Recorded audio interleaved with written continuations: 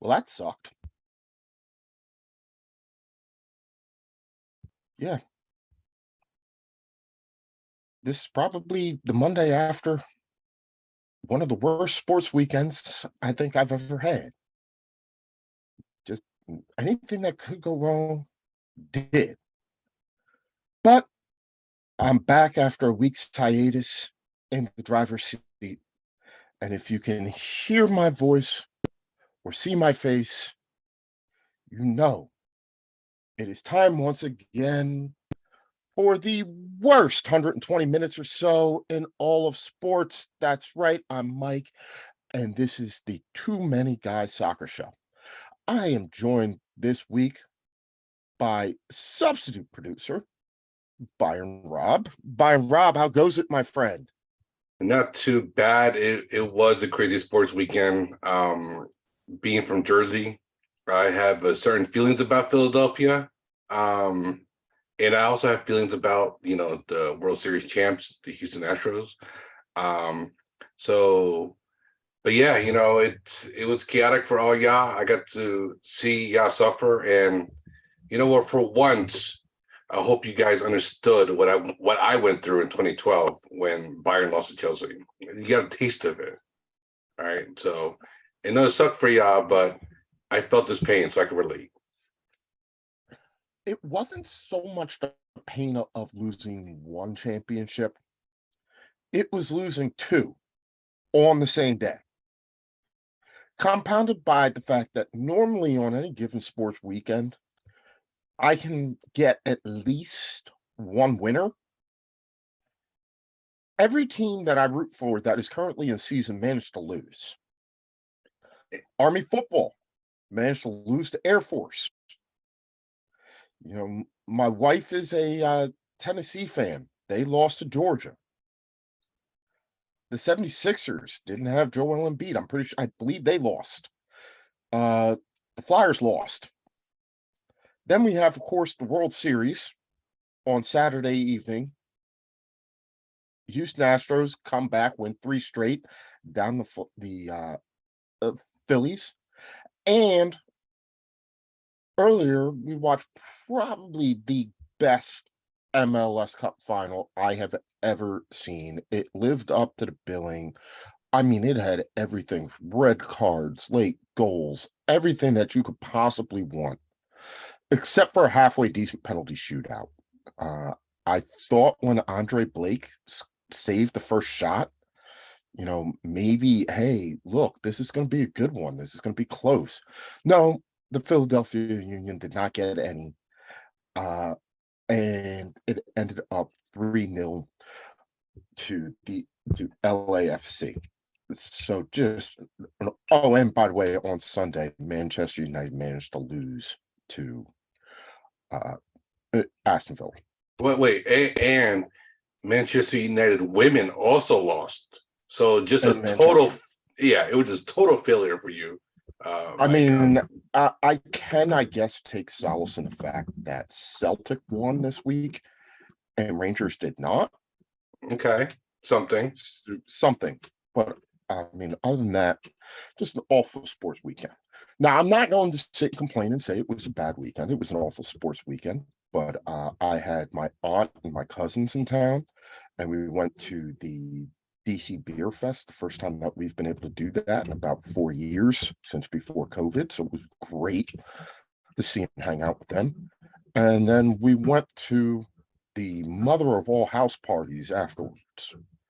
Um, we have a friend who is a contractor. So during COVID, because all the bars were closed, he came up with this great solution.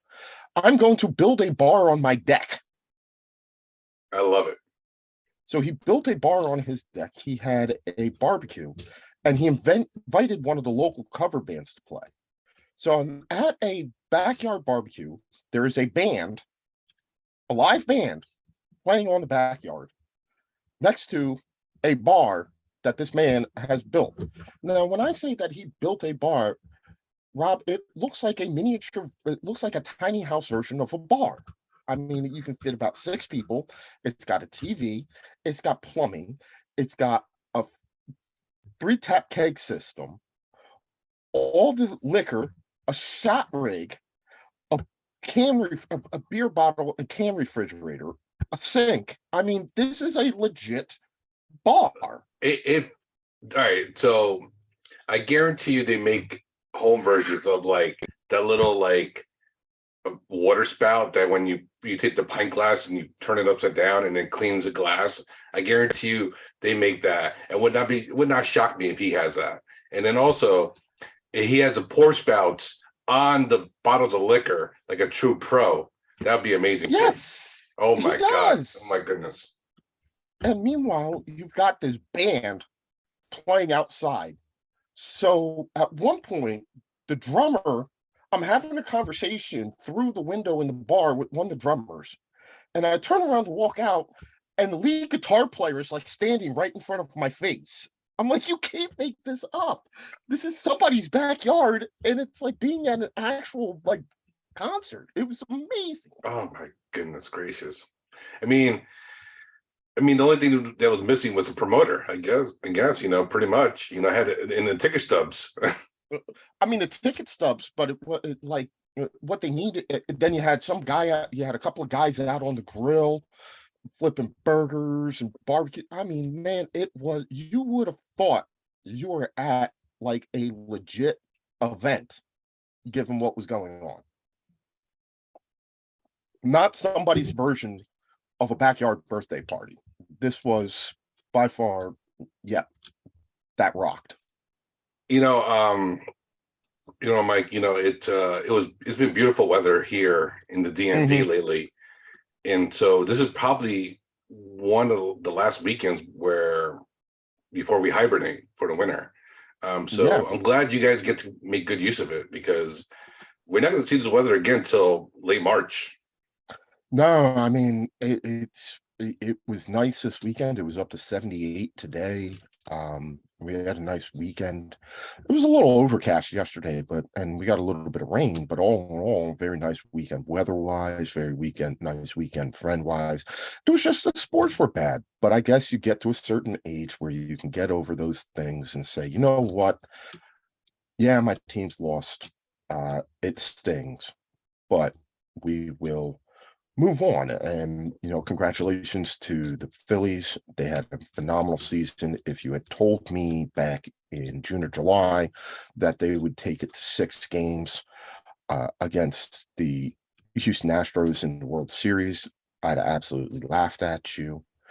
Congratulations to the Philadelphia Union on a wonderful season, living up to the hype, making it to the MLS Cup Finals, and then delivering a really decent performance. They looked like they belonged. And of course, congratulations to the Houston Astros, Dusty Baker. Regardless of how you feel about the past ones, there's no asterisks on this one, and I am happy to see Dusty finally get his. If he wasn't already a lock for the Hall of Fame, he certainly is now. And hey, look, for LAFC, the money that they invested in Giorgio Chiellini and Carlos Vela, the decision to change coaches to Stu Holden, what do you call it? Not Cherundolo. Oh, I'm sorry, Steve Cherundolo. The mayor of Hanover, Stu Holden will be doing commentary at the World Cup in a week or so. Okay, yeah. Steve, the decision to change to Steve Cherundolo, even if you can say, despite the lack of performance throughout most of his time there, it's Gareth Bale who creeps up with the latest goal in MLS history, 120 plus 8 to send it to penalties. I guess you can say that investment was worth it, and they get their first MLS Cup. I think for them, this is the end of an era. And, when you have invested as much as they have, when you've done the things, made the moves that they have with designs on winning it, that they can finally come away and say they won a major trophy, something other than the 2 supporter shields that they have. That's sort of vindication for this run. As for the Philadelphia Union, it remains to be seen what happens this all season. I know most likely Kai Wagner will be gone. He made MLS best 11 as a defender. He will most likely be gone. They'll have some free agency decisions to make. We can see some of their younger players, other teams sniffing around. And then there's the big question about Jim Curtin's future, right? Not to say that he will be fired after this performance. I don't think that, despite his record in finals, he has yet to win a cup trophy on the field. I still think that he has a job there, but depending on the results of this World Cup, I've spoken to you about it. I think he could be a dark horse candidate to take over the U.S. men's national team job after the World Cup. Mostly because of his age. He's got a lot of experience in MLS. He's highly thought of. He's still on the younger side, and he has experience coaching players in Mark McKenzie, in Brendan Aronson, amongst others, who are now developing well. And I think his brand of football lends itself to what the U.S. team needs. So could we see him move on to a well-deserved role with the U.S. men's national team setup? But man, yeah. So we put a bow, Rob, on this MLS season, and a good season it was. It was, and and I liked it because it showed that there was multiple ways of reaching the final. You had the LAFC way, spend money on young South Americans, spend some big money on some great vets, even ones that we think their time is long gone. And sometimes you need a moment of magic, and that's what Garrett Bale provided. They put him in the extra time, and he came up when he needed to. It was like his fifth touch, I think, of the game. Mm-hmm. And then the Union making it to the final is saying, like, no, you don't need, if you don't have the cash, but you invested early on in your academy kids, along with bringing in solid people, like an Bedoya, solid veteran structure, along with great scouting. Like Kai Wagner came out of nowhere. Like he was like third division somewhere in Europe, and then now look at him. Potentially making a move abroad, and so it was a great final, and it was great because the two best teams in the league made it to the final and gave us a show. So wonderful performance. I loved it all. It's sad that the season's over, but now everybody gets to go on the World Cup break. So we haven't had a chance to talk about it. I was not with you last week, so I don't know if you guys touched on this, but the potential changes to the World Cup, to the MLS Cup playoff structure for next year, where we would see almost what they're proposing, a Champions League type structure to the end of the season, where you have the top 4 teams in each, or the top 8 teams, I guess it would be now, in each league go into a group stage tournament, and then the top 2 advance to the quarterfinals, the semifinals, and finals. What in all it would do would take it to something like a 26 game playoff structure to get to the MLS finals. We didn't cover that. It's still a little confusing for me. I need to look at it further. But I think my main issue is that it seems like all indications are that Apple is the one pushing this because they want more content for their Apple Plus service or TV, Apple TV service. And anytime you have rights holders pushing, you know, changes to the league and not the people who actually play in the league or have a higher interest or a stake in the league, then that kind of rubs me the wrong way. It seems like Apple just needs to do this simply because we need to make more content. At the same time, do the players get some of that? How much is that going to go into the international breaks? How much is it going to affect, potential other competitions? Like say the Africa Cup of Nations sometimes, falls in weird times. So I don't like it at all. It's just too chaotic.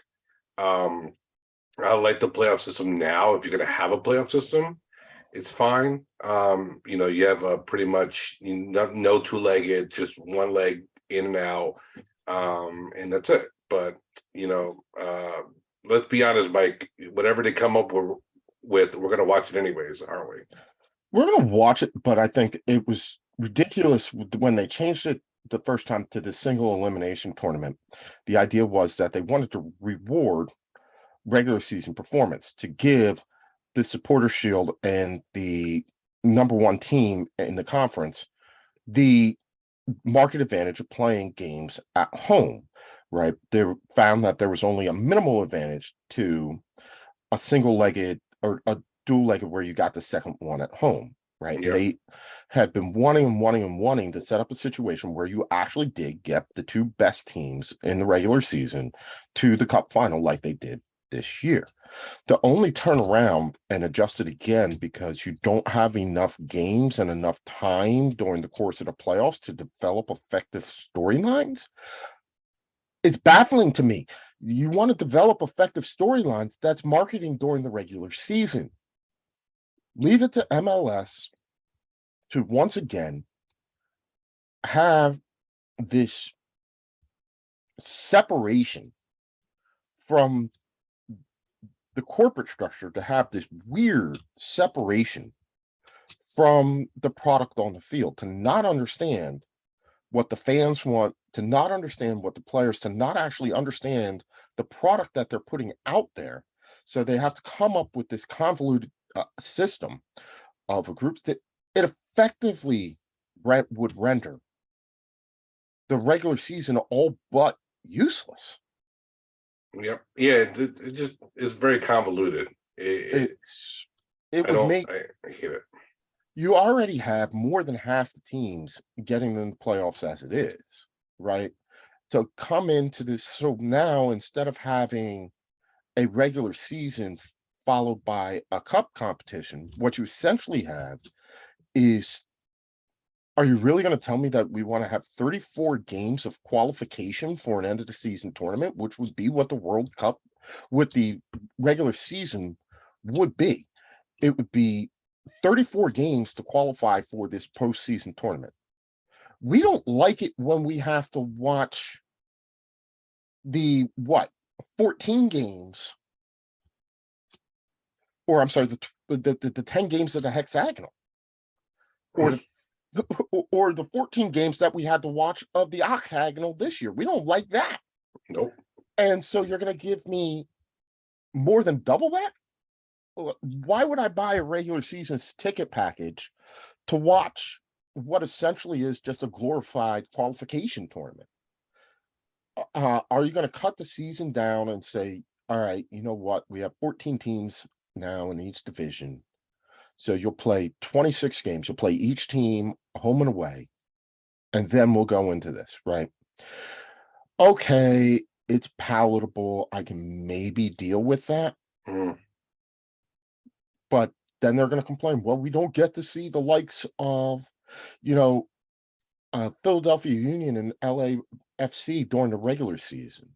We don't get to have one of our big stars in David Beckham or Zlatan Ibrahimovic or whoever is the new designated player for the LA Galaxy play in any of the New York markets or any of our large East Coast markets. Or Messi potentially coming up. Or if Messi signs for Inter Miami, or if Ronaldo signs for Inter Miami, that structure would remove him from the 2 games a season potentially that he could play in the LA market, right? So, you have a decent system right now. It would be better if you had a 38 game season where, you played every team in your division home and away, or, every team in your division home and away once, and then all the other teams home or away. I can stick with that. But whatever it is that they're doing right now, that's just ridiculous. So Terrible. we're going to welcome on our favorite newly retired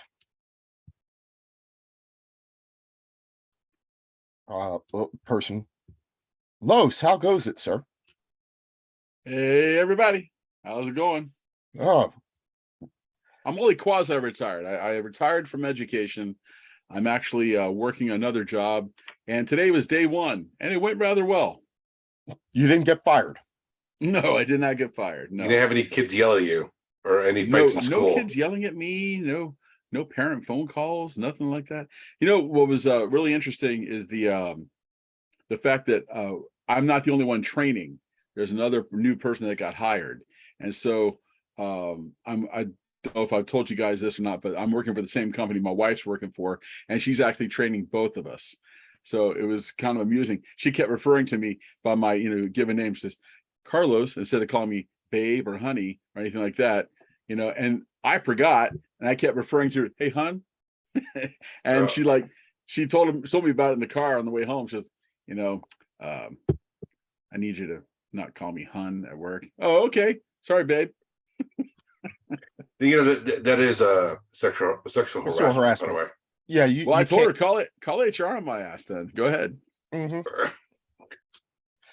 So, Los, Yo.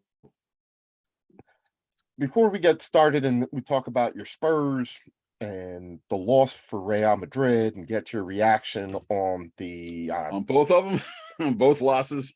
yeah, and the reaction to the Champions League draw.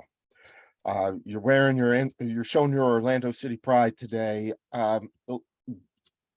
We started the show talking about the MLS Cup Finals and just the season in general.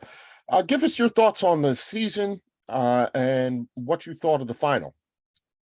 Oh, well, first off, the season was better for Orlando City. They haven't played this well in a while, but again, they didn't end up in the final. But hey, let me tell you what. Let's talk about that final.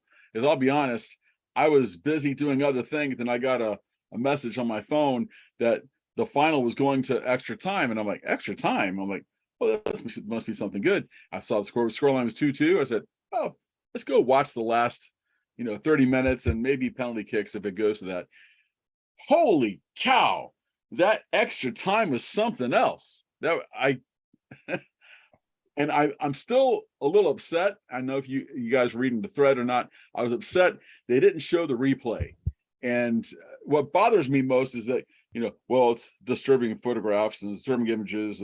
We don't want to re-show the replay. And I'm like, why not? And they replayed Joe Theismann having his leg broken by Lawrence Taylor ad nauseum back when that happened.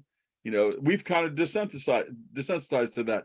Or are we saying now that the younger generation can't handle that sort of thing, that sort of reality? Whatever. But let me tell you what, the referee was wrong initially on that play where the goalkeeper came out to play it and fouled the forward going to goal and broke his leg in the process. And then but the referee was wrong in that he says, no, it was going away from the goal and it was no longer denying the obvious goal scoring opportunity. Dogso. It was no longer Dogso.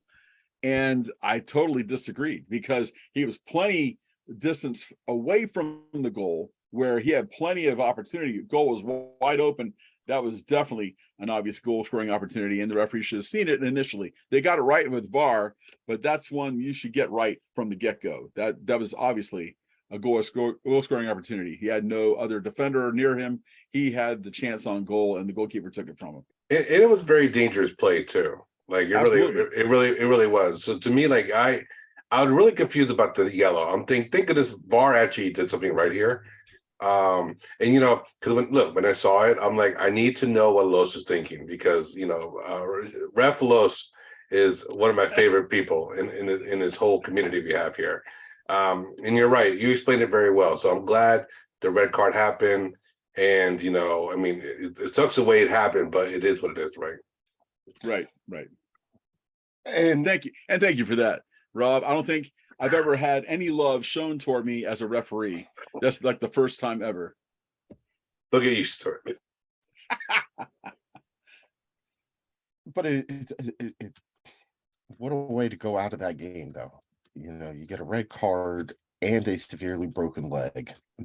He had successful surgery. Oh, and by the way, your backup comes on and wins the penalty shootout for you. And now he's out of the World Cup. I can't see any way that he makes it to the World Cup. No, you're talking 6 weeks to heal a bone, and that's that's normal. With surgery, it's a little longer than that. So, yeah, no, there's no World Cup. Yeah, it's about, but I think he's a backup keeper. So. Anyway, so maybe he's the only person who had a worse weekend sports-wise this weekend than I did. You mean Mike? No, Mike at Chelsea Mike. He had a bad weekend. Chelsea Mike had at least a little bit better. Chelsea women beat Manchester United women, so he's got one up on me. Well, okay. Well, the also interesting thing was Gareth Bale hasn't had a sniff of the pitch for like weeks, and then he gets called upon by the coach. He says, I just need you to make one play. Well, doggone it, he made almost 2 plays, because when he got on his first touch, played it back to the goal, but there was nobody there it was like a beautiful touch, just kind of lifted up over the defender, and the goalkeeper was out of position, but there was nobody on the far side to go and finish the deal. And then of course he got the header to tie it up, to take it to penalties. But Gareth Bale, man, he was once a Spur, always a Spur. I mean, it was sorry to see him go, but when money calls, you kind of do what you got to do. Hey, that's kind of what I did. So, Los, not the best of weekends for your team, either of your teams. What do you make of Spurs at the moment? They just seem to. We're a team of two halves. We're a team of 2 halves. If you watch us play in the first half, you're like, what the heck kind of trash team is this? And then when you watch the second half, you're like, wow, this is an exciting team. Boy, these guys can play. And that's how the way it's been most of the season. And to our credit, it has actually worked in our favor many times this season. But what we really need to be able to do is put together a first half that is like the second half, and keep the second half like it is. And so we need to be that way for 90 minutes, not just 45. So that's where Spurs is at. So if we go back to midweek, I actually got to say, very exciting game with Marseille that sees Spurs go from the Europa League to the top of the group to almost out of Europe completely to into Europe in second place, all within the span of 90 minutes. It was that late goal after Marseille had pushed basically everybody forward, fighting for their European lives, that gives Spurs the win and sees them through. I think Marseille, if I'm not mistaken, the Marseille team thought they needed to win in order to advance, and nobody told them that all they needed was a draw. And they kept pressing and got caught out of position. I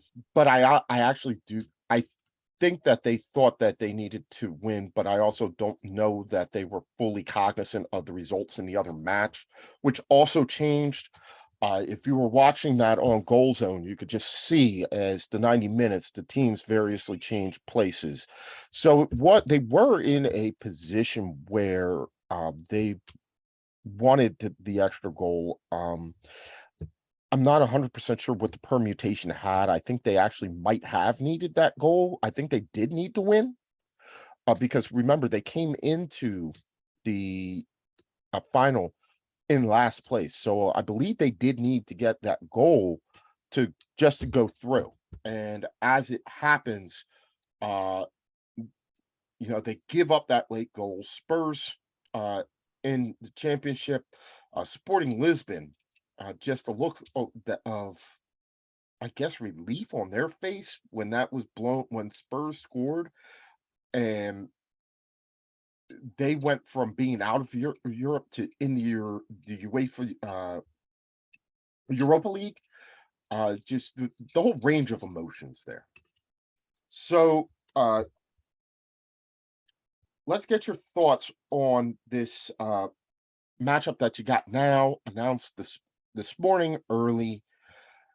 Spurs gets Italian champions AC Milan. Now, if this isn't one for the ages, good old-fashioned semi-historical matchup, how are you feeling about taking on the Rossoneri? Well, I mean, they're number 2 in their league. I mean, that means they're playing good ball. So we have to definitely, we have to put our best team on the field. Of course, now the nice thing is we got until February to deal with that. So, I mean, we got other football to deal with presently.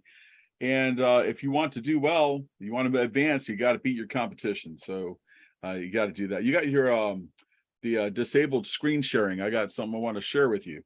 So I'm not in charge. Give me 1 second and I will. Rob has the keys to the kingdom. Rob has the keys to the kingdom tonight, so I am not. And we should always enable screen sharing because Los always has something. There you go. Try now.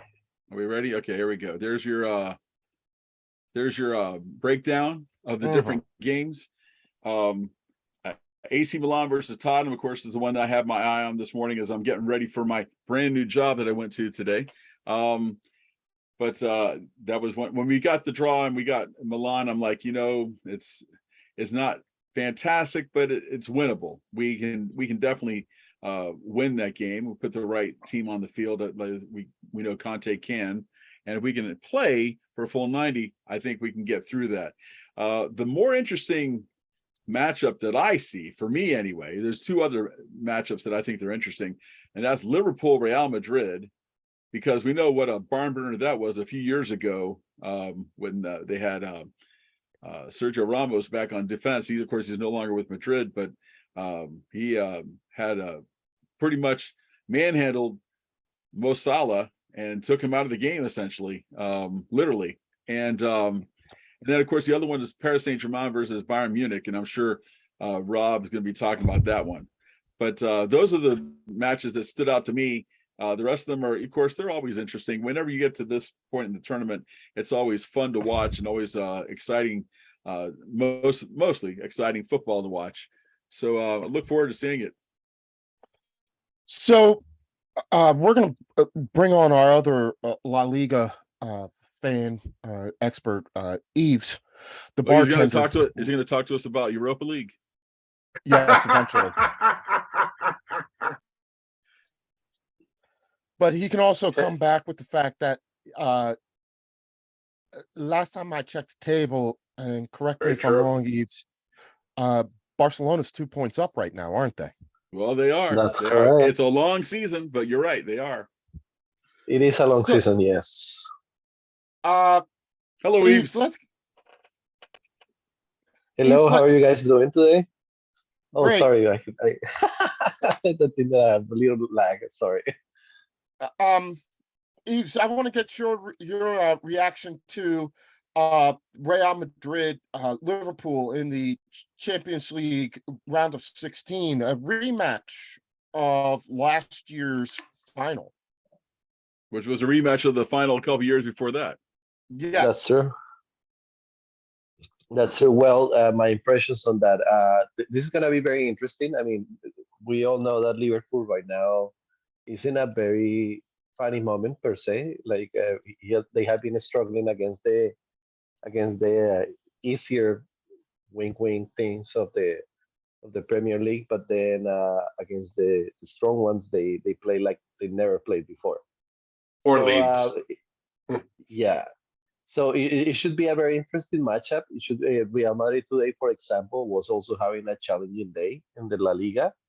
and there's still a lot of soccer to play to then, and it's very important to like see how they keep up themselves, like how they keep the rooster, how they keep the good players, they give them some kind of like, it's not a good time to risk a lot of things, and at least for Liverpool. So we'll see how they do this. So earlier today, Real Madrid suffers their first defeat of the La Liga season, losing 3-2 to Rayo Vallecano. That leaves Barcelona with a 2-point edge at the top of the table as we head into the last, rounds of fixtures before the World Cup. La Liga will be done, I think, Thursday or Friday this week. Right. Yeah, as they get ready. So this is the last round. Barcelona, I believe, play tomorrow. So it's all but assured, realistically, that Barcelona will go into this break. Who knew? On top of the table. Like come on, I still got to play this week. You got to watch what happens. Mhm. That's also true. Yeah, there is no game that you win before setting foot in the field. Yeah, you don't win them on paper. That's true. That said, Barcelona does have a tough matchup tomorrow against Osasuna, but with that the 2 points in hand, I'm looking to see who's who. Yeah, and Real Madrid do have Cadiz on. Cadiz. The Cadiz had they had a game this weekend. That's something else we can talk about. Well, tell us all about it. Well, it's Cadiz. They number 20. We pull up the La Liga matches. Here we are versus Getafe, which is Coach G's team.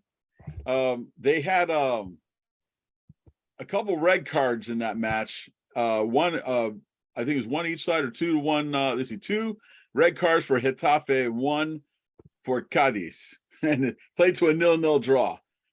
So there's 3 more red cards added to the tally. I don't know what the tally is. I should actually keep track of that and find out how many red cards we have in La Liga this season, because there's been a bunch of them.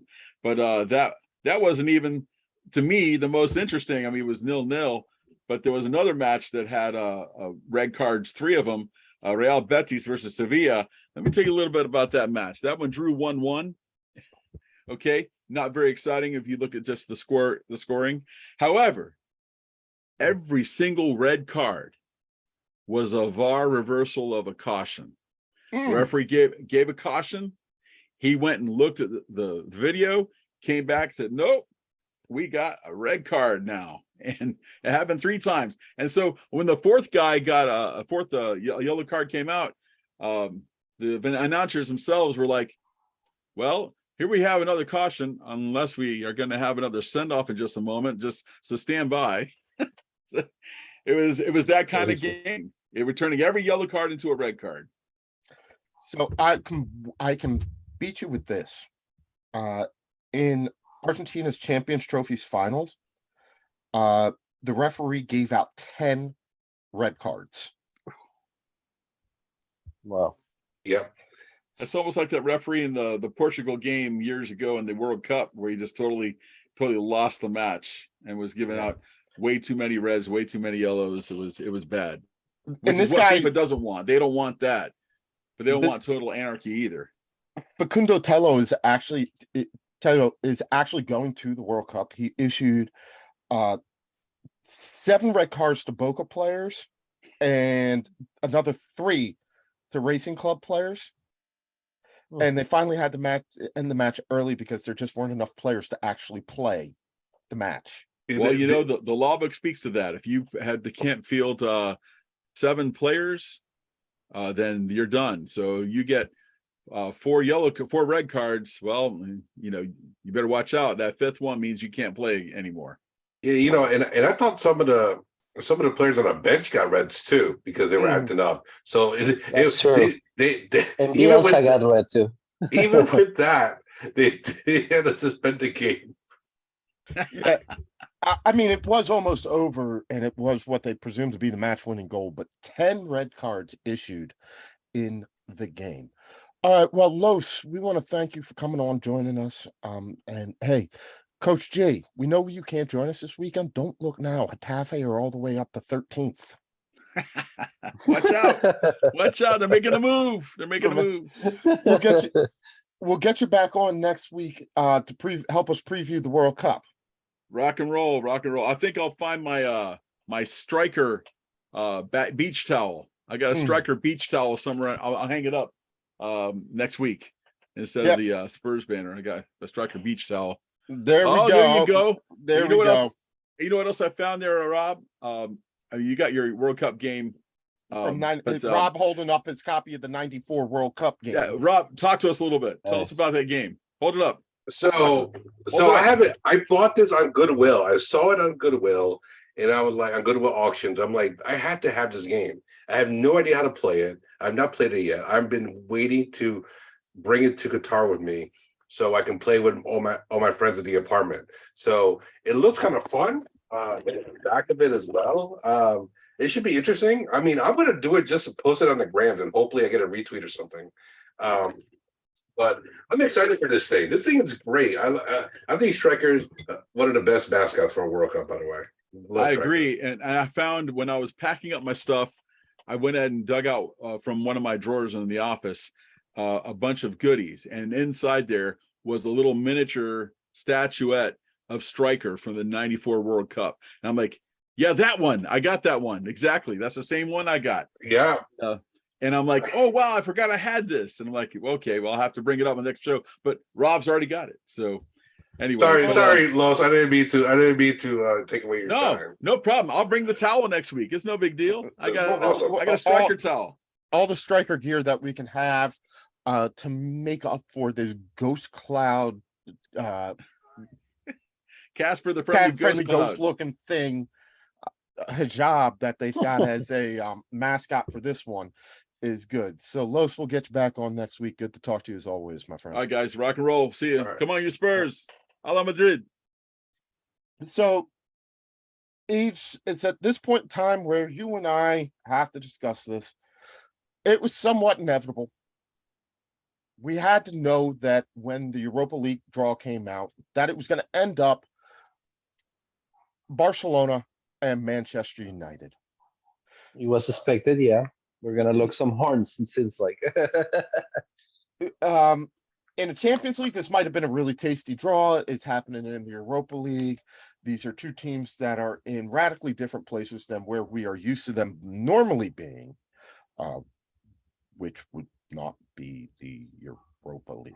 But from a Barcelona perspective, how did you feel when you found out that it was Manchester United in the preliminary round of 16 in the Europa League for Barcelona? Well, it should be a very interesting matchup. It should be very good. I mean, as you know, being a Manchester United fan, you guys are not going through a great moment either.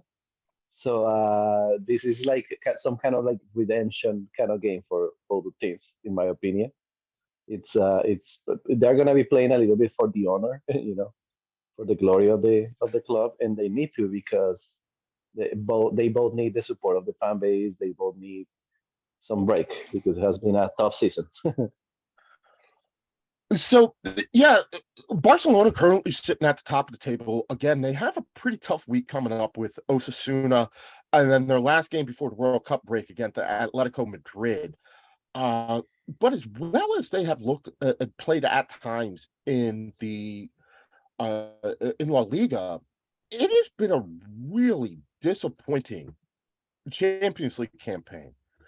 They had some tough teams, but they even made tough work of a game against Pilsen, where we thought that, this would probably be the one that they walked.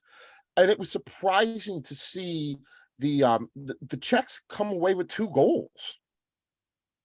Yeah, that's correct. Like that game was a little bit of a disappointment as well, and you can see how bad it is, how bad the coordination, how bad is the crisis really, and especially in the defense. And the team is section is broken. There is nothing much going on, and And so yeah, it's definitely going to be also challenging for us to play against Manchester United, like nothing is given, and Osasuna.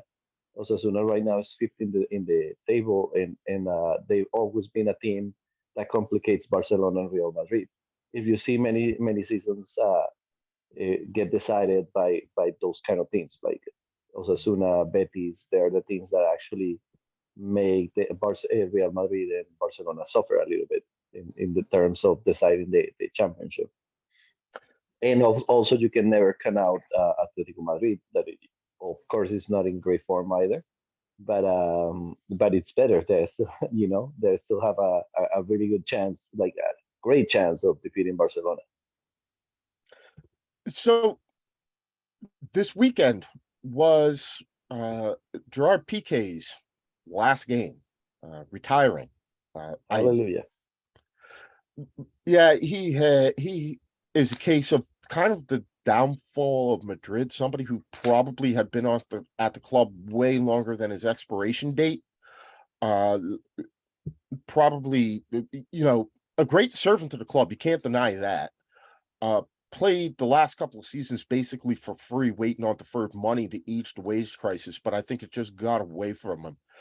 The last couple of years haven't necessarily been kind to our memories of him, but when you look back at Piqué's career for Barcelona, starting off at the youth academy, playing a couple of seasons with Manchester United before going back and winning just about everything for Barca in Spain that there was to be won multiple times. Where do you rate Piqué in the modern pantheon of Barcelona legends? That's a tough question. I really like old Piqué, but I think that it kind of tainted a little bit his legacy, that he stayed a little bit longer than he should have. But obviously, I'm not gonna put it at the same level of Pujol ever. But I think that is getting up there. I mean, I would say like it's around the level of Belletti or something like that. I would say. All right. Well, we want to thank you for coming on and joining us, my friend, giving us your thoughts on Barcelona, where they stand right now, and your reaction to the Europa League draw. But we got to make sure that we get you back next week to help us preview the World Cup. So thanks a Absolutely. lot, and we'll have you back. Enjoy your week. Thank you. You too, guys. All right. So, Rob, Yeah. Los brought it up. Bayern Munich and PSG. Yet another Yeah. I mean, rematch of a former Champions League final. And one of the tastier, the premier fixtures of this round of 16. How did you feel when that was drawn? I'm like UEFA, like what is it about this matchup that happened in early part of COVID that makes this appealing that you need to do it again? Let's be honest. We all think it. You say it sometimes. The balls are juiced or they're hot or they're warm or cold. To me, it's like, come on, like this is a really tough opponent, but they're tough now. What is PSG gonna be in February? I don't know, mid-February. I think their defense is kind of blah. I think their midfield's okay. I mean, obviously their offense is really good. But whoever wins the World Cup between Mbappe, Neymar, and Messi, if one of those three make it, like, how much are they going to have it in them after such a crazy tournament? So I'm confident. I think Bayern can play against anybody in the Champions League. I think they are that good. They have all the weapons. They're really complete when it comes to the entire squad. And they have depth too, which is incredible. So, and I don't think PSG has the same depth as Bayern does. So, I'm fully confident. I mean, I think we could beat PSG. I don't think it's gonna be easy. I think you're gonna get a magic moment from Neymar and Messi, but is it gonna be enough? And that's the question. So, yeah, off gates Bayern. You brought up a good point, and I think that when we look at this, and I brought this up a couple of times, you know, this is that unusual season because of the World Cup break in the middle of it. What we see right now is not at all what we're going to see when these teams resume around Christmas time. Injuries, time away from the team, fatigue. I think in the performances of a number of teams as we go into this last week of league and cup play, we can see how much the grind of this 2 games a week schedule that pretty much every team has played to this point has worn on these athletes, and they look tired. And you know, even the funny part is, some of them are only going to get like a week break. The England players who play on Sunday will only have about a week, before 6 days before they play their first competitive World Cup match. So it's not like these guys are getting 2, 3, 4 weeks off. Nope. Just enough time to travel, get a couple training sessions in, and then it's out of the frying pan right into the fire. Yep. And potentially, if your team goes out in the group stages at the early December, you might have a couple 3 weeks before the season starts. But if you're in one of those teams, one of those games that goes all the way to the final, I mean, what are you going to have? A couple of days before the resumption of the league season? You got a week, because I believe the final is on the 19th or something in December, and they play on Boxing Day. I think it's the first day back. So you got a week. So let's just say you're England.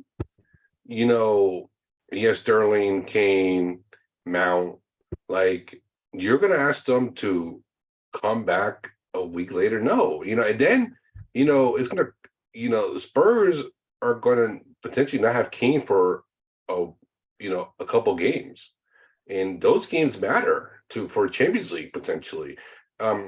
Chelsea might not have Sterling, and Chelsea, they're fighting for to get something in Europe. So it's going to be really chaotic. It's going to have a big impact on the table. I mean, when you look at a team like Manchester United, they come back and their first games are against Nottingham Forest, Wolves. But then the 14th of January, they've got a city derby that they've got to play. Yep. Right. These are meaningful games, and the amount of time that they may or may not, this isn't the customary sort of summer where a guy coming back from a World Cup can be given 3 weeks and still make it back to play before the start of the season. There's a week. What are we going to give these extended breaks and things like that? Because, like you said, this is an important time of the season. These are matches that could have immense impact on the Champions League finals. You've got, for the English teams, you've got an FA Cup final weekend in there as well. If you're a team that has designs on making a cup run, you're going to want as many of your players playing as possible. All these leagues starting on Boxing Day. Plus the festive period is one of the bigger times for league football broadcast revenues, things like that. As people are out, they have more time to watch. How many of if you're the Premier League, how many of your marquee players do you want on the sidelines in street clothes when you have the most eyes on you. Yeah, the matchup that's gonna be interesting is Dortmund Chelsea, because you got Dortmund who has a winter break. They come back around Martin Luther King Day, or Martin Luther King Day, obviously, but Chelsea can be playing the whole time, and so Dortmund is gonna have all their injuries, and all their players healed up.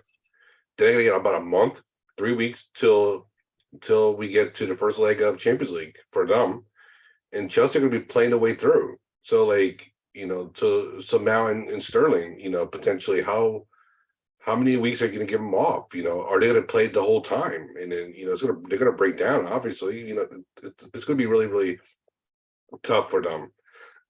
This is going to be one of those things where, do the Germans, do they think it right and go the right way? The DFL think the right way about giving them the winter break and potentially giving the German teams an advantage here in Champions League, because they'll have all proper rest, and they'll have enough time in the season before Champions League starts up again, or Europe in general starts up again. Well, one of the advantages that the DFL has when it comes to the Bundesliga is you're competing with a 34-team league against leagues that have 20. You have a 18-team league versus a 20-team league, which means you play 34 versus 38 games. Those 4 games are what enables the Bundesliga to have this winter break, because there's 4 fewer games that German teams in the top flight have to play. Yep. Mm-hmm. But that comes at a cost of revenue, right? The TV deals aren't the same because there's 4 fewer games. There's 4 fewer rounds of fixtures. Yeah. You know what? Maybe the Germans value the players' health more than the money. Maybe. The competition, the teams, it is what it is. Bayern Munich making a very interesting announcement that could benefit Canada recently, saying that they're going to hold Alphonso Davies out. Yeah, I got the hammy. I got the hammy. I was fearing the worst, man. But to be honest with you, I'll be shocked if he starts the first game of the World Cup. I think he injured the hamstring in the second half this past weekend versus Hertha Berlin. It looked bad, but Bayern said that he'll be out the last couple of games, like you said, but he should be good for the World Cup. He will get called up for the World Cup, but I don't think he'll be good enough to go against Belgium. I think it's a little bit too soon. That hamstring is really weird. You want to give it enough time, because they're gonna. Belgium is a tough team, but the other two matches are more winnable for Canada. So you're gonna want a healthy Davies for the last 2 games of the group. So, but yeah, it's thank goodness he's gonna make it, but more and more people, it's gonna happen tomorrow. It's gonna happen this weekend. Are gonna be injured in the World Cup. For the World Cup, it's gonna stink. What do club teams owe national teams as far as player health coming into this World Cup? Nothing. They don't. The club team's job is to do club performances, but at the same time, these are people. They care about the national teams, right? So it's a fine line. If you're like a Julian Nagelsmann, for example, players are going to be annoyed and pissed off if you're pushing them to the limit. And so what they've been doing with Alphonso Davies and other players is they've been subbing them out here and there. The younger players have been getting more reps, like Musiala has been getting longer, but Thomas Muller has been kind of eased back in as well. He's up there in age, so he needs to be fully ready to go. But in essence, the club teams don't owe anything. But it's all about whether you want a happy locker room, and the locker room wants to go to the World Cup, wants to play these in World Cup games. So they know what's best for them and their body. And they're gonna make pleas like, hey, look, I tired here. I need to come out in this many minutes, and it's all I could give you, especially for like English weeks. English weeks are brutal on the body. So. Well, you heard Pep Guardiola basically say if he feels like anybody's not giving their all trying to save themselves for the World Cup, they won't play before, and they also will not play after, right? And we've seen how ruthless he can be with chopping and changing players at Manchester City. It's a fine line. You've got a lot of players who, taking Alfonso Davies, right? Yeah, he is a key player for Bayern Munich, and Bayern Munich compensates him well for his services. But this could be one of the only chances that he has to play in the World Cup. Of course, it's not because it's coming up in 2026, but some of the players from some of these smaller nations who play on these bigger clubs, we don't know what the rotation is going to be. We don't know if what the competition is going to be for them. We have seen shocks in qualification, like Italy failing to qualify for the last two World Cups, which means that there's an entire generation of Italian players right now who have never played in the World Cup. It's not for sure. So to say that you played in one is a great honor. And these players are trying to balance that out with basically their main job, which is to play for their club team. You got a player like Christian Eriksen, who I know wants to be out on the field for Denmark because he doesn't want our last memory of him playing in a Denmark shirt being taken off in a stretcher after having had, basically died on the field for a couple of minutes. For some players, this may be their only shot. For others, this could be their last go round. Yeah, it's also the last chance potentially to make an impact. Like, a Messi and a Ronaldo, like they want that trophy. Even like the older players who are not as significant, like a Choupo-Moting, who has revitalized his career at Bayern. Now, potentially, is in such form that could he take Cameroon to the knockouts? We don't know, but he's chomping at the bit, and he's been playing major minutes considering he started on the bench and he wasn't getting minutes at all. So he's no spring chicken either. So he wants to, he probably is a little bit nervous about like, hey, look, I want to play obviously, and I need to play, and I've been doing well, but I also want to play this World Cup. So please, save me. And I think, and Nagelsmann has in his case specifically, they've been bringing in Matthias Tell in there, like around like the 70th minute or so. So Choupo-Moting has been being spelled, but players like him, they're nervous right now. They got two more matches, I believe, for most of the leagues. So it'll be interesting to see what happens. On the flip side, I've seen players over in England who are actually playing more now heading into the World Cup. Like, we're going to get the last little bit out of you that we have before you send you off. So it's that fine, interesting balance. So, Rob, while I was down at the Beer Fest in DC, guess who I ran into? I have no clue. A bunch of the DC Bayern supporters. Oh, interesting. Well, actually, so to be specific, there's two DC fan clubs in DC fan clubs.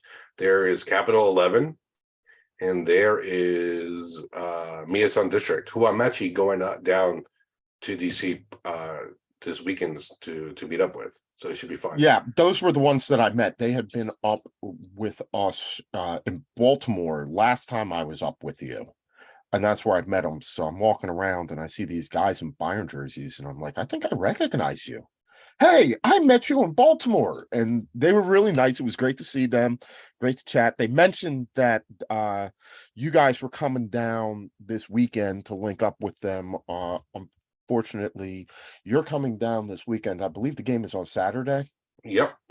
Yeah, I'm actually going to be up in Baltimore on Saturday. I'm covering the Navy Notre Dame game for college football. So I will not be there with you, but I'll be there in spirit and we'll get together next time. But it was, another win. Bayern now clear at the top of the table. The Bundesliga table does have a slightly different look to it. than it did a couple of weeks ago. The goals have sort of kind of dried up for Jordan Siebatcheu P-Folk, Charles Ramses the third, whatever his name is now. And so have the points for Union Berlin. So what do you make of Bayern? What do you make of the Bundesliga table in general? It's starting to look like it little bit like it should. So you started to see Leipzig move up. You started to see Frankfurt move up. Dortmund is still there, and Freiburg and Union Berlin they're fighting to remain relevant. They've done so well in keeping their composure and beating big teams, getting points when needed. But now the Giants have awakened, in Leipzig, in Bayern, for example. Gladbach's still trying to figure itself out.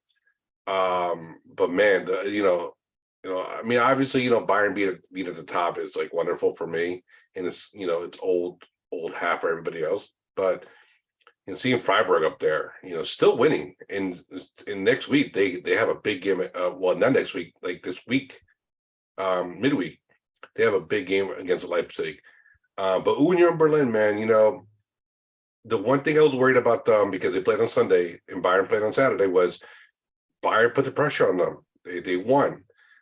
What can Union do against a Leverkusen squad who fired their manager and still trying to figure itself out under new manager Xavi Alonso? And I was saying that, look, if Union need to get points here to prove that they're here to stay, that they are a champion competitor here. And what happens? They got smacked around 5-0 by Bayer Leverkusen. It was an awful first half, and then a flood of works happened. They just, I think Leverkusen finally woke up and put the ball in the net. They were playing just boring football all around. It was a tale of two halves. Very, very, they contrast each other very well. And Union had no answers whatsoever. And, did the carriage turn into a pumpkin? At least for 1 week it did. But Union, doesn't have much time to really figure it out. I mean, they got an easy game against Augsburg coming up to maybe right the ship a little bit. So that's going to be appealing to them, because they should win that. But if they drop points again, then you know what? Maybe they're begging for the break to happen. So maybe they could regroup themselves and kind of like figure out what went wrong. I think that they're a team that needs this break as much as anybody. Because look, they've had to contend with a full European slate of fixtures on top of competing at or near the top of the Bundesliga. Yep. And this is not a historically big club. They don't have the resources that a lot of their closest competitors do. The good news is that for them, they might actually be able to get some teamwork in, because they will not be as hard hit as a lot of the other teams around them by the World Cup. They'll have a lot of their key players back, who can formally or informally work together during the course of this break. And I think the rest will do them well as they try to regroup, because remember, they're still not out of Europe yet. No, neither is Freiburg either. But Freiburg topped their group. It's amazing. And if I'm not mistaken, even Frankfurt's still in it. Yeah, no, Frankfurt is still very much in it. And they're looking good. They're looking real good. That's just a team that has become something else. I think they're just everybody. That was another team that I did not want to see in the Europa League, because the biggest fear that I have about playing Frankfurt is just how they take over your stadium like an invasive species. It doesn't matter where they play. If they're away, they're the home team. If they're home, they're the home team. And I love their fans, but the reason why is I've never had to deal with them as an opponent. Can you imagine all the Frankfurt fans like just invading Old Trafford? Like that would be bonkers. That would just be completely I bonkers. don't. They did it to Arsenal. They did it at the Camp Nou. I just don't know how they managed to keep doing it, but they managed to do it every one of these European games. Yeah, they do. And Frankfurt is a very rich city. It's a banking center of Germany. I've been there a couple of times, so I know it, and it's a beautiful city. Yeah. It's a lot of fun. It's not necessarily on the top of people's lists of places to go because, like you said, it's a financial center. It's not Munich. It's not Berlin. It's not one of those centers where or Cologne or one of those centers that you think of. But it's a wealthy city. It's a very nice city. It's a fun city. I had a great time walking around, good food, some great Italians. Yeah. One of the best nightclubs that I ever went to in my entire life on the outskirts of Frankfurt. We just ended up getting in this cab. We said to take us somebody said that we were supposed to go to this place called the Black Hole. Drive all the way out into something that looks like an industrial district. Rob, I kid you not, we walked in. There's like these two big German dudes standing outside of this warehouse with a red carpet wearing black coats. I'm pretty sure at this point that I'm being led to an execution. Walk in, it's a full-size pirate ship. On the inside. Each level of said pirate ship plays a different type of music. I have never been to a nightclub like that in my entire life. I'm not sure. I mean, this was close to 20 years ago, so I'm not sure that it even exists anymore, but it was by far the best nightclub that I had ever been to. I'm excited. I mean, I'm gonna Google this right now, actually. But just going back to what I was saying about Frankfurt, because and all the money it has as a financial center. If Frankfurt, and I've seen Frankfurt play their cards right and made some good moves, they could build up a nice little nest egg and treasure chest of funds and potentially, and then all along the way make some good transfers. Maybe there's another big money city in the Bundesliga other than Munich, and it might be Frankfurt, but they have the resources to do it. And I just hope that they take their Champions League campaign and use it to advertise themselves around the world, because they're a great fan base. They're a great fan base who get around.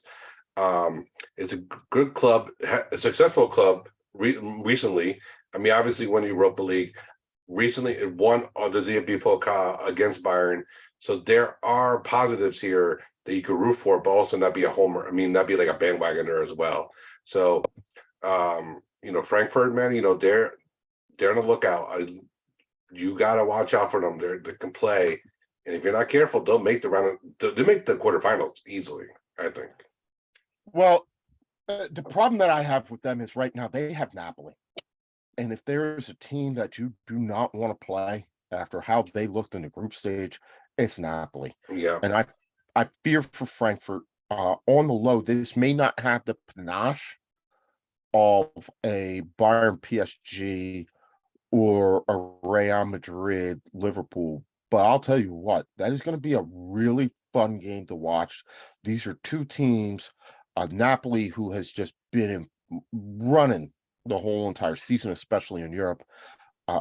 Eintracht got off to a little bit of a rougher start in the Champions League, but has definitely come into their own. That is definitely one that I'm going to be tuning into.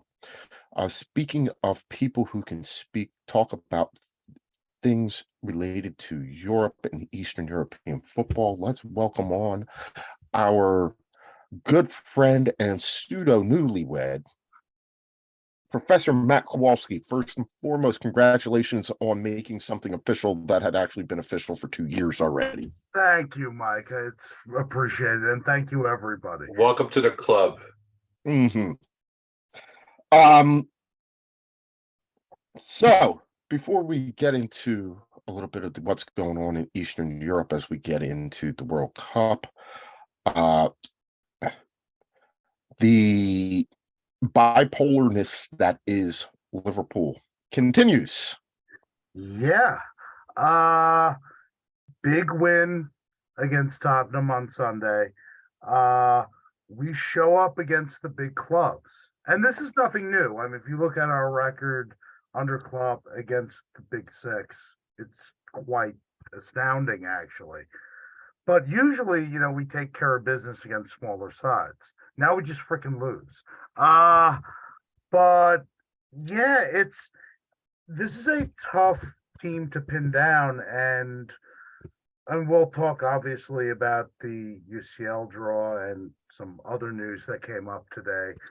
But I don't know if we're going to really find out what this club is or what this squad is until maybe March or April. But well, that's a lot late in the season, Yeah. and the way things are going, It's that could be troubling. yeah, this I said at the beginning of the season I thought this was going to be a bit of a transitional season. And I don't think we're fully done transitioning, because everything I'm hearing or everything that's being suggested is Jurgen Klopp realized the last week of the summer transfer window that he screwed up, and we do in fact need two central midfielders. And we're going to attempt to rectify that. I'll believe it when I see it, but we're at least going to attempt to rectify that in January. And so, yeah, between an unfinished reboot or a reboot still in progress and injuries, it's been tough to pin this squad down. A couple things I will say that on the positive note, I am beginning increasingly week in, week out to warm up to Darwin Nunez. Even if he does not score, he creates chaos. And I think the players around him, particularly Salah, are starting to understand how to take advantage of the chaos he creates. And we've talked about this before, Mike. I'm a big believer, as of you. Every team kind of needs that one big striker, because if they have anything resembling hold up play, they can come in and effectively shithouse and make things easier for other people. Ibrahim Konate needs to stay healthy, because the partnership of him and Van Dijk really should be the center back partnership, not just going forward the rest of this season, but for the future. I love Joel Matip, but the injury bug has once again struck, and as we've said before on the podcast, you don't know what you're going to see from Gomez game to game, week to week, season to season. I mean, he's fourth choice for a reason at this point, and arguably fifth choice. So we'll see. And then in Europe, we won what was ultimately a meaningless game against Napoli, but we were able to see some of the young guys come in late, particularly Ramsey. And I sort of wish Cam was on the podcast. He swears by this kid. I was afraid he was a hologram, but we need some kind of cover at right back. So we'll see what happens. So the big news that you alluded to a little bit earlier today, was the announcement that FSG was seeking investment in the club, some sort of transaction. We presume to mean that they're willing to sell off a minority share of the team. They have said that they remain fully committed to the team. They're probably looking to get investment, knowing that they spent money this summer up to the tune of 80 some odd million on Darwin Nunez and others, and that they need to rebuild the midfield. They have their sights set on somebody like Jude Bellingham, who's going to cost a very, very, very pretty penny. And Declan Rice because of the English tax. Yes. And so it works out to, hey, what we'll do is we'll solicit some funds. Last time they did this, they sold to an American group 11%, worked out to a little over 670 million, which helped them bridge the gap during COVID and add some of the players that they have. What do you make of this announcement from FSG that they're gonna sell some more ownership stake in this club? The timing's a little strange. I would have figured with the World Cup coming up in a couple weeks, maybe this would have been announced during the big international break. But that's neither here nor there. The statement itself made very little sense. I know, Mike, did you get a chance to read it? It was pure corporate gibberish. Mhm. But Of the highest order. oh yeah. But there, as you said, there are reassurances that they are going to remain the at least majority stakeholders. And yeah, what this screams to me is we need more funds. And there's a reason, and this is not the first time they've done this. They did it, during the pandemic. They did it the year we lost the Champions League. And then that money went into the likes of Naby Keita, Fabinho, etc., which got us over the hump the following year. So this isn't all that surprising. The timing's a little strange, though. So my only reservation in the hopes and dreams of Professor Matt, potentially with Fenway Sports Group using the funds that they get for a partial sale of Liverpool on Liverpool itself, is that you also have to remember that Fenway Sports Group also owns the Boston Red Sox. So there's no guarantee that they're going to take that funds, all of it or part of it, and spend it on Liverpool. For all we know, they want to make a splash in Major League Baseball and potentially get someone, from the evil empire, aka Aaron Judge, for example. Rob, you literally just took the words out of my mouth. There's two things that worry me, that being one, and FSG are not terrible owners. But what I have learned over the last decade and a half, and Red Sox fans will tell you the same thing. At the end of the day, these are businessmen first, sports projects second. And I wonder how much of this is also a way to turn a little bit more on their investment than necessarily the bulk of this money going back into the team and into the squad. I mean, they have made a handsome return. Remember, they purchased this team for 300 million.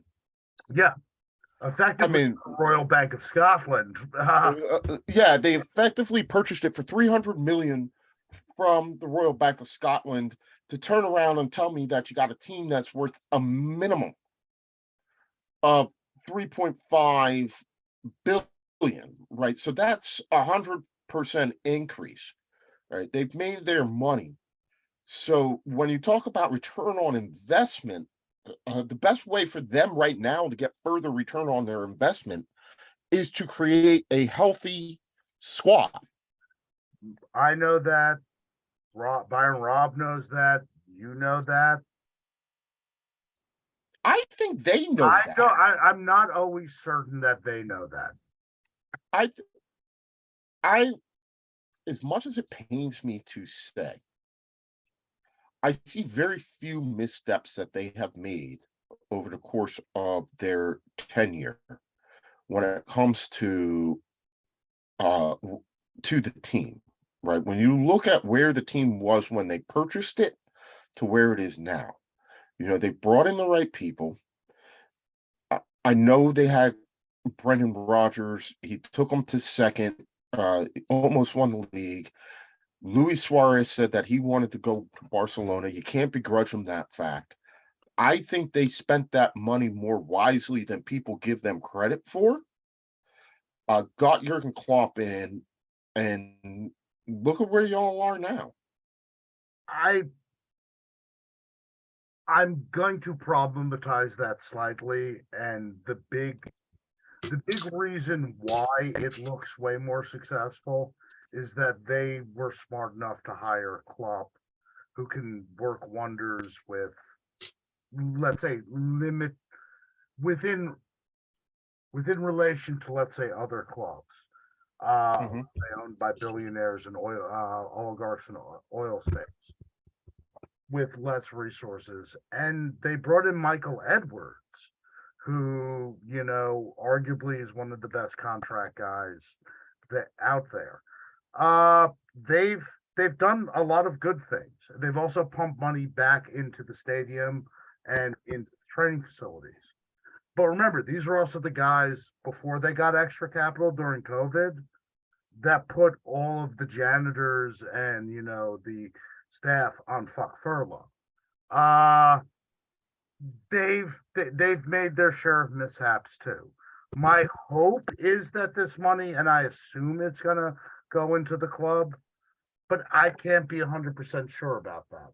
And like Rob said, who knows? Some of this might also be going into the Red Sox coffers. We don't know. We don't know. I think they keep them separately. They've always talked about the money that the Liverpool generates is the money that they spend on Liverpool. The money that the Red Sox generate is the money that they spend on the Red Sox. So we'll see. Plus, if you're not willing to re-sign Xander Bogaerts, you really expect that they're going to give that sort of contract to Aaron Judge? I mean, it's Aaron Judge, though. Come on, let's be honest here. I'm just saying, not what he deserves, what he's going to earn. Let's get your thoughts on this rematch, the rematch of the rematch of the rematch of the rematch. Real Madrid and Liverpool, part 3978. So when I woke up to this news this morning, my initial reaction was screw. But then I had some coffee. My mind, you know, opened up. There's three things. There's three positives. First of all, I actually think it's going to be a fun tie. It should be. Because Real, like we said before, Liverpool have this habit of showing up for big teams. And the way that Real Madrid is playing this season more than last season, they may actually, you know, come out and play us, which if anything plays into our hands. Where, you know, if you want to stop us, low block us. The three positives. First one, it's in February. I imagine we're going to be, I hope, I pray we'll be healthier in February. And who knows? We may have one, maybe two additional signings. Two, it's two legs, not a one off, because that would terrify me. And I guess the third, and this is, there's no way to quantify this, but we kind of owe them one, right? And in a weird way, I thought about this and I was like, I'm almost slightly more relieved we got Real as opposed to who I assumed would get Porto for that same reason, because eventually Porto is going to beat us. I don't know when that's going to be, but they will. So I'm looking forward to it. This was not necessarily the try I wanted, but I'll take it. And but I said, it's February. A lot can happen in 3 months in international football. You know, we're talking about again the fact that they're going through the World Cup. We all know that, and we'll have a better look at it. But these are just, of course, our initial reactions to it. Rob and Matt, it was just like my initial reaction was, didn't that just figure? It just seems like it's so. And Rob, you said it with PSG and Bayern, it just feels like there was just this inevitability about it. Like it just, you knew this was going to happen. It's certainly one of the premier fixtures of the round. Right now I probably edge it towards Real Madrid, but talk to me again in February when they're actually going to play the matches. Yeah. This is truly true because, like, I feel like I've been talking about it for like a year and a half, but when are like Modric and Cruz gonna be their age? Is it gonna be like now? I mean, I've been saying I said it last year and last campaign, and then look what happened. Look at the performance they had. So, is it gonna be there? But also, are Real gonna also do reinforcements? I don't know they replaced Casemiro, some player like him. So that's something to consider as well. And on the Liverpool side, they're going to get healthier. They have to get healthier. Like like the only thing that could be destroy everything is Mo Salah getting seriously hurt. Please no. But that you Rob. you have to figure out like that they need one or two signings. Darwin Nunez gets himself together and gets more comfortable in a new club and puts on a show.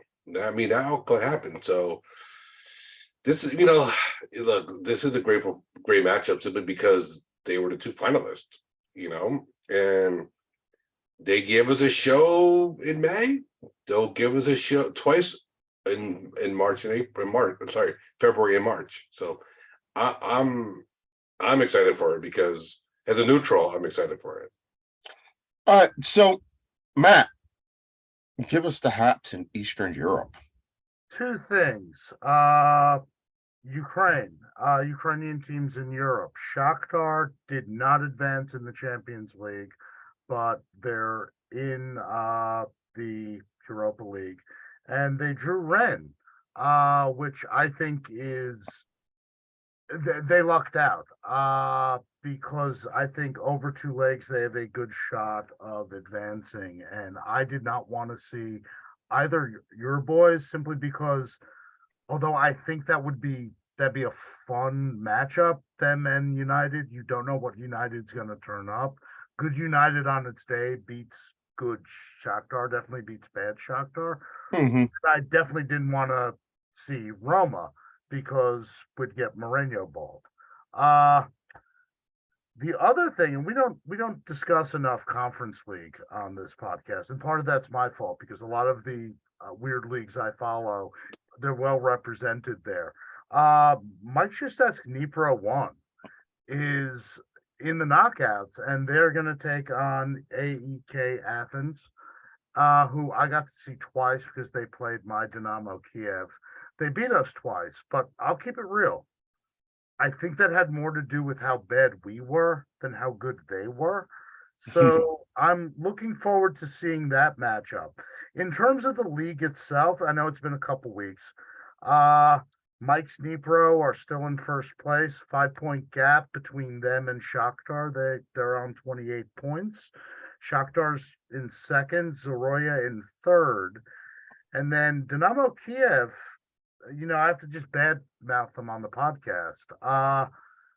There's been a turnaround. They're in sixth place with a match in hand. We have the leading scorer in the league at the moment.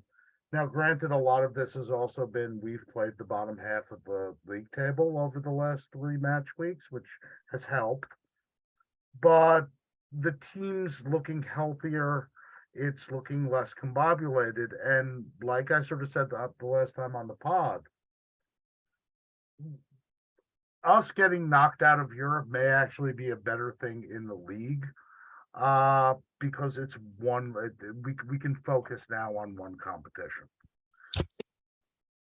In terms of matches, we have midweek action this week. So Tuesday we have the Battle of Kharkiv, medalist, the original medalist versus University of Michigan in disguise. And on Thursday, Dynamo Kiev versus Alexandria, which is a big match because if Dynamo wins that, they're all of a sudden they're right back in those sort of European places. And kind of like Liverpool, it's been a screwed up first part of the season, but like at least in position coming out after the World Cup break. Last thing, Eastern Europe, I wanted to address, Mike, unless you had a question. No, go for it. Okay. We haven't talked much about Russian football, and with good reason. However, and this may make sad Mike a little less sad, apparently the Arsene Zakarian to Chelsea transfer is still on. Those of you who I may have mentioned his name before, Arsene Zakarian is the young face. He's the next Russian wonder kid. 18-year-old, really talented player, can play. He's technically an attacking mid, but he can play all four, forward positions. Chelsea were in on him during the summer, but sanctions and stuff. Apparently, things have been clarified in terms of which Russian teams are in fact sanctioned and which aren't. And if you look at his last name, it's kind of a giveaway. His parents are Armenian. So he may be making his way to Stamford Bridge in January, but not as a Russian international, but as an Armenian. So everything that I've heard from fairly reliable sources on the sort of Russian end of the spectrum says this thing's going to happen. He's probably not going to be Russian when he moves there, but this is looking more and more likely. So we are going to welcome on a sad Mike, Matt, because we need to commiserate. I was saying at the top, this was probably one of the worst sports weekends that I've ever had. Mike is wearing black, as he should be. It is clear that somebody in Philadelphia forgot to give Jobu his rum. He did not get his rum. He did not get his cigarettes. The chicken was bad. Jobu did not come. He did not take the fear from balls or bats. And yeah, so Mike, I'm sorry. No, Mike, it's okay. It just proved to us once again, life is meaningless. Joy is a futile emotion. By the way, I like the turtleneck from Mike. He looks a little bit like Steve Jobs over here. I was going to say, he looks like a crazy cross between Steve Jobs and Bob Dylan. Well, I'm just existing as I do, futilely, on this rock that spins around a ball of gas, aimlessly through time, forever. Ours is not the reason why. Ours is but to do and die. I mean, that's what we're going to do. Mhm. And you know what? What my teams did this weekend, Michael.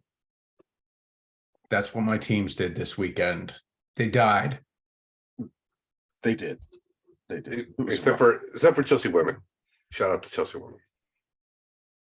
I did get a slight consolation prize at the end of the week, yes. Yeah. Eagles are still undefeated. I mean, Yeah, but technically that wasn't the weekend because it happened on Yeah. Thursday. And like the three of us can take solace in the fact that Villanova beat LaSalle earlier tonight, but that wasn't the weekend because this is Monday. So it was possibly the worst sports weekend that we could have imagined. But you got to be in it to win it to become the first city that loses 2 championships on the same day. Truly an impressive feat. Only Wouldn't it just have been us. Only Philly could do that. Gentlemen, though, Matt, Rob and I talked about it at the beginning of this show. I want to get both of your impressions. I thought that this was just about as good an MLS Cup final as I can recall. No, I mean, it certainly was. The drama that happened. I mean, Gareth Bale's game tying goal will forever be lodged in my heart. And you know what? Like, I mean, as a Philadelphia Union fan, it was a dagger right through the heart because you guys are on a group text with me. I texted when Elliott scored the goal, we're going to do it. We're going to win. We didn't. No. We did not. I mean, scoring 2 goals in extra time, one of which happened like in the 159th minute or whatever it was. You know, I mean, it was a dramatic occasion for all time. And I will say this, Andre Blake showed up because when it was 1-0, he made a crucial save to keep it 1-0. And when the penalty shootout started, Andre Blake made a save, and I thought, we're going to win. I am with you on that one. That did not happen. Matt, what did you think of the game? I did not get a chance to actually watch it until post-wedding, but I was following it on my phone. And there's not really much that I can say that Mike hasn't said. From a neutral perspective, which the Union are nominally my MLS. I don't really follow MLS, but they're nominally my team. It was a great match, but it was a heartbreaking one. And said Mike, Gareth Bale breaking my proverbial sports heart is just a reoccurring theme now. He did it on Saturday. He did it back in June against Ukraine. This is what he does now. I'm glad he's not, playing for Real Madrid or anything, because he wouldn't play for months, but then he'd score, 3 goals for Liverpool. Yeah, poor Loris Karius. Yeah. No, but I want to say this, like, we're all Americans here. We all support different MLS teams and whatever. And I know Philly fans are hard to get along with. And Schadenfreude is really, I get where you would come from with that. But everyone who's sitting there reveling in the fact that Gareth Bale put the Philadelphia Union in a position to lose the MLS Cup, you all enjoy that feeling for 1 week, because 2 weeks from now, the United States of America are playing a Gareth Bale who is charged up, ready to go, healed. He's been training all year. He went to LAFC to train and stay ready for the World Cup. And you know what? I mean, I think firsthand I can indicate to you that he has. He's there. We're not a no doubt second place in that group. So clap it up for Gareth Bale if you enjoyed that. But and he gets one more week. You next. He gets one more week. And if you are in England, as opposed to the United States, you're in the crosshairs too. Well, we will talk about the we'll do a full World Cup preview early next week. I do take your point. This is one of those ones where, looking ahead slightly, there are as many questions as there are answers when it comes to that particular group. We can see the potential ways forward for each team. We can also see the gross flaws in them. Gareth Bale is a man for the big occasions, out for most of the season with the head injury and various injuries, comes back in, gets that goal. But again, this is a guy who has like 10 minutes of game time in the last month. What type of form is he in? But when the lights shone brightest, he was there to do it. No, he went and got that ball. He went there and attacked it. And he looked like the Gareth Bale that we would have seen 10 years ago, I mean, maybe that was just a 5-second glimpse, but that was old Gareth Bale, and he was there. And that was what it was. You can make the argument of old Gareth Bale was there, but old Gareth Bale was only there for 10 minutes because old Gareth Bale has about 10 minutes quality play in him. Now, is 10 minutes of decent Gareth Bale worth the money that you're paying for the whole Gareth Bale? Oh, Michael, from the opposite side of things, I'd say every single penny they spent on him was well. Yeah, and you got at the end of this thing, they got what they wanted. You know, we all can say that we think it's an era, the end of an era. I do not see Carlos Vela returning. Giorgio Chiellini is definitely on the back nine of his career, if not on teeing off on the 18th hole. To use the golf metaphor, Gareth Bale, who knows where he's going to be, it was nominally a 2-year deal, so he's got an option through next year. Whether or not he chooses to be there, will they go out and spend money to bring in another big name designated player?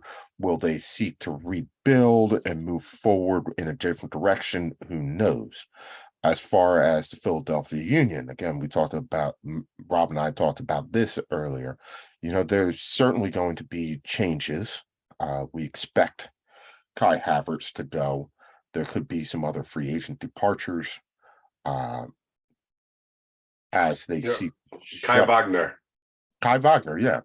You say Havertz. Oh, I said Havertz. I meant to say Wagner. Well, Kai We expect Havertz Kai- can go too. I mean, all the Kais need changes. We expect Kai Wagner to go. There could be some other departures. Probably throughout. Paxton Aronson too. I think Paxton Aronson's got another year left. in him. Frankfurt rumored. I don't know. I mean, if Frankfurt's rumored and the sum is right, then yeah, I could see Paxton going. I thought Jack McGlynn showed me a little bit more throughout the season than Paxton did. So I think it might be a bridge too soon, you know, but you could get some money off of just sheer name recognition. Like, hey, we see what the older version's doing at Leeds. Why can't we get the younger version that came through the same system? Who, by the way, everybody, all the scouting people say is better. I just haven't seen it consistently yet. He is like he's still a teenager. Young. He's still very, very young, so we could see it. So we'll see. But we know what the Union are about, and we know that they go from strength to strength when it comes to their academy. As for the Phillies, gentlemen, we take solace in the fact that, look, you got to be in it to win it. You got to be in it to win it. If I had told you in July that team was going to make the World Series, Mike and Matt, you'd have laughed at me. Oh, in early September, I think I would have laughed at you. I mean, there was a chance that they were going to miss the playoffs a week or two into October. Or no, a week or two at the end of September, Yeah. They were going to miss the playoffs. So, hey, they made it to the World Series. They made the World Series effectively without a real closer, which is sort of remarkable. Yeah. So, hey, we will take what we get there. As far as it goes, Mike, for Chelsea, you're gonna have to explain that one to me. Yeah. Oh, is that my role on this show to explain what the hell's wrong with Chelsea? Because I don't know. Honestly, You like that role on the show when it's to explain what's going right for them. Yep. yeah. Well, that's funny the way human nature works. But I mean, while we're here in our turtlenecks contemplating, but but to be honest,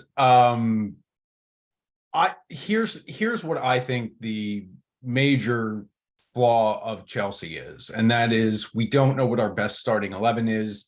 That's been our flaw for the last 2 consecutive years. It hasn't really changed. We look really good when it works. We look really bad when it doesn't. I will say this, whatever 11 Chelsea were going to throw out there at any point over this weekend, they were not as good as Arsenal at any point during the game. I mean, they got run out of the stadium. They got absolutely dominated by Arsenal. Arsenal looked every bit of top of the table side. You know, it reminded me of my old days back in 03, 04, watching those Invincibles come in to play Chelsea, because that's the way it felt. And I know Stead's not on the program tonight, or London Sean, but I mean, if you're an Arsenal fan right now, what I saw this weekend, you should start to get excited. And they are young. But Chelsea's problem is that they have, I mean, we've been talking about it constantly on this show. They have 13 world-class wingers, no solid striker. 3 of those 13 wingers are actually like number 10 attacking midfielders, like Christian Pulisic, or Kai Havertz. Their natural position is as a 10, and they're just not, I mean, sometimes they look awesome in their wing roles and sometimes they don't. You know, it's Raheem Sterling hasn't scored a goal in a long time. To me, he's a bench player at this point. Him and Pulisic are on par with the form right now. And Mason Mount doesn't really look like he needs to be out there either. So what Graham Potter needs to do is figure out the best 11. He needs to figure out an identity for the team and drive it forward. They have 2 world-class goalkeepers. They don't need both of them. They have too many wingers. They don't need all of them. They need more depth in midfield, and they need more solid players. And they just need to have an identity and have a coach for a little while who can build something. Well, we're gonna hope that the hierarchy is patient, because it's winless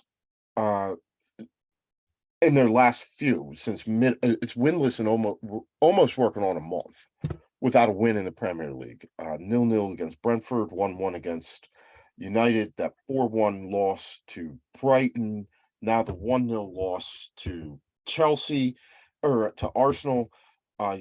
And oh, by the way, you got Man City coming up Wednesday in the EFL Carabao, brought to you by whatever energy drink now, Cup, and Newcastle to round it out before the break. You know what the worst part about having to play City in the Carabao Cup is? City's the only team that cares about the Carabao Cup. Yes. Like, they're going to try, and it would be nice to have a Wednesday off from the heartbreak, from the despair, from the ice cold reality that is life. Yes. Depressing, Mike. What a way to end the show. But it could get worse. And then I think, how much does Graham Potter need a win right now? I don't really think he does that much, right? Like, a win against Newcastle would go a long way for him. But while we have not been winning games in England, we have been winning games in Europe. So, I mean, I don't think, first of all, there's no pressure on him, I don't think yet, not at least from the fan base. But, you know, I don't think, first of all, you always want to beat City, but if we lose to City in the Carabao Cup, I don't think anyone's going to care about that. Win against Newcastle would be big this weekend. But I think he's pretty safe, just, and I don't think that the eyes and the terrible twitterings and the anger and the meanness need to come out until after the World Cup break. It seems as though the league season is lost. And if it's not, it's gonna take a miracle anyway. So, I think he's done his job in Europe. He righted that ship, which needed righting. They were 1 point in their first 2 games against very inferior opponents. So I think he's come through in that respect, but I don't. Chelsea might not need a win, but I do. Well, I need one too. Rob, Matt, I think about it, like, I just don't know that I want to go into a break of over a month when the next game that you're going to play is Boxing Day on the back of a winless month domestically. I just think that gives, almost 6 weeks to sit and reflect and to stew about the fact that we have not beaten one of the sides above us. And we are in the midst of a winless month. And just like players grow better when they're not playing, I can almost see Graham Potter's stock dropping as a result of not playing if he goes in and loses this one. I think the narrative changes a lot if you have a decent performance in this next one. Say what you will about the Carabao Cup. We know that Man City are one of the teams that cares most about it. They're going to go out, they're going to play. If you lose to Man City in the Man City Cup, it's almost expected. But I do think, Mike, perhaps more than you do, that this is a really big one for Graham Potter. I just don't think that you want to sit there for the whole entire World Cup break and have nothing to talk about with Chelsea other than the fact that you haven't won the league in over a month. Because when you come back, the narrative is going to be there's Boxing Day and Chelsea haven't won in the league since before Halloween.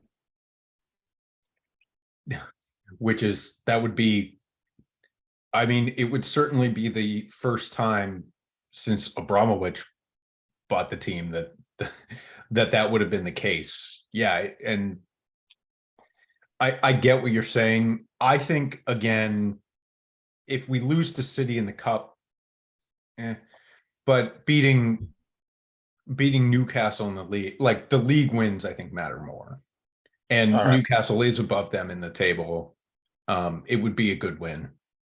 It would be a great one. All right, gentlemen, we got to put a nice big bow on this one so that those of us who have to get up in the morning and go and work can work.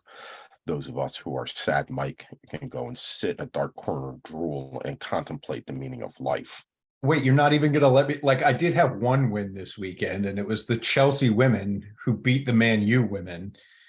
Man U women look ascendant this year in the WSL, very close, but the sitting title holders proved a different challenge. And by the way, Michael, your Manchester United women play Arsenal this weekend on Paramount Plus Saturday.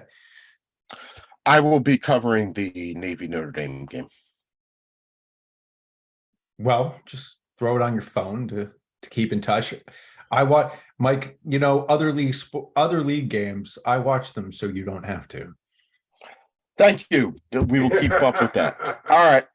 So we will be back next week. We got 2 shows going on next week. We're going to do our full World Cup preview early in the week, and then a little bit later, we're going to do one of our favorite pre-World Cup shows, the Kit Show.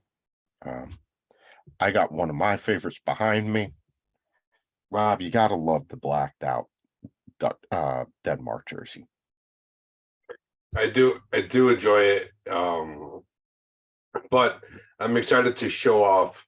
I don't know which one I'm going to show off. One of the AFC teams. But Both of their yeah. both of their shirts are killer, and I can't wait to. I can't decide which one I'm going to show. But the Denmark all black, nice touch. I can't say too much more about it because I need to make it back home. I need to make it back home alive. Thank you. Also, So- Kierkegaard was Danish, so I think the overall dark mindset being exhibited by that team this year, it's right in line with my philosophy. I'll say that. There you go. Gentlemen, it's been a lot of fun. We're gonna put a bow on this one. I want to thank Los and Eves for coming on and joining us early, talking a little bit about the Habs in Spain. Of course, Professor Matt for giving us his version of Eastern Europe and Liverpool and the worst weekend ever. And Sad Mike, who's sad for coming on and talking about Chelsea and the Union. And of course, Byron Robb for sticking around for the whole entire show, filling in for producer Stead. Byron Robb, who is over what, 12 days, 10 days, 11 days. 11 days, man. I got 1 of 3 bags packed already. I'm so excited. 11 days from heading out. All right, gentlemen, it's been a lot of fun. So thank you very much for the cast of the Too Many Guys Soccer Show. I'm Mike. We did all right this week. We'll try to do better next.